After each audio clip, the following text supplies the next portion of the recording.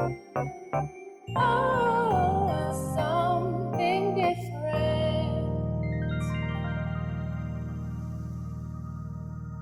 Exodus chapter 14, verses 1 to 4.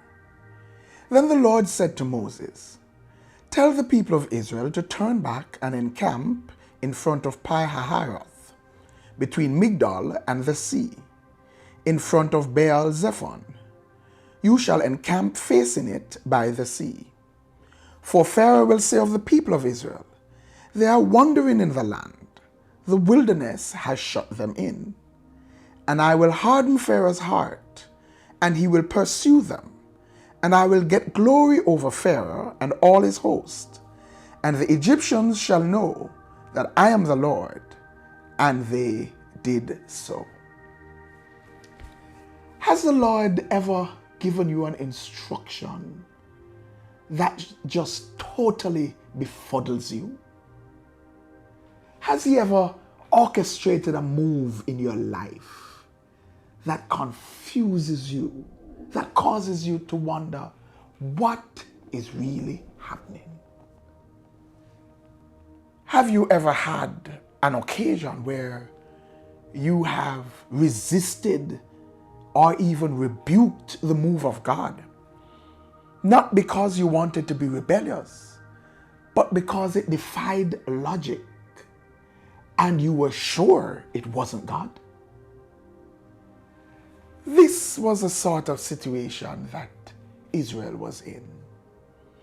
They had just been delivered from their captors, from their slave masters, the Egyptians.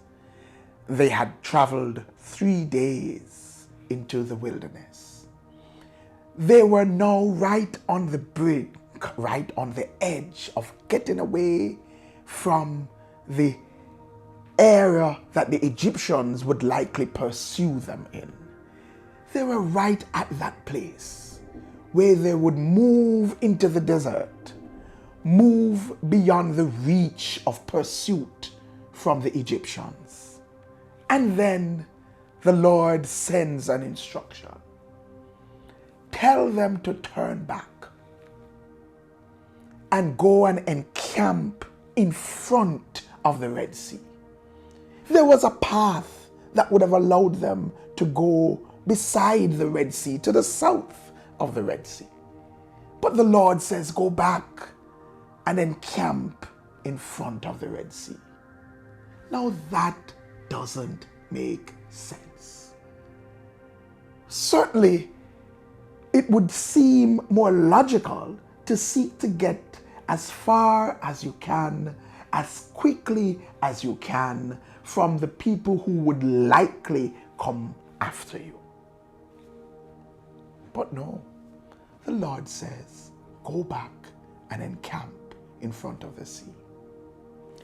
But it was a setup. It was a setup. God had a plan. He was not setting up his children to fail or to be captured by those whom he had just delivered them from. Remember, there's a promise, that if God has begun the work, he will complete it. So you can be sure he will take care of you.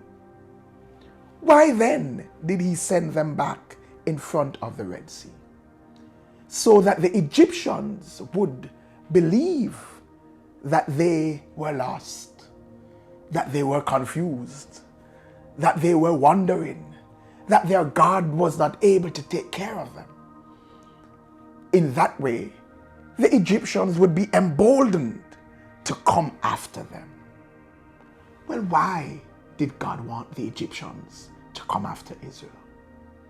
So that he could once and for all get rid of the terror from the minds of the Israelites, so that he could destroy the Egyptians before their very faces, so that Israel would get a victory like they would never have imagined, and so that the surrounding nations would fear and recognize that he is the only true God and he was fighting for Israel.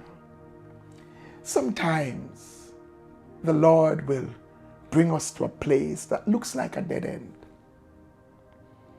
But He's only ensuring that we get full victory and that He gets glory. Sometimes we do not understand what He's doing, but trust His heart. Know that all things work together for the good of them that love God, them who are the called according to His purpose.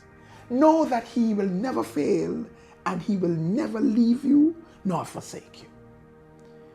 Sometimes He will cause us to turn back. Sometimes He will pull us back.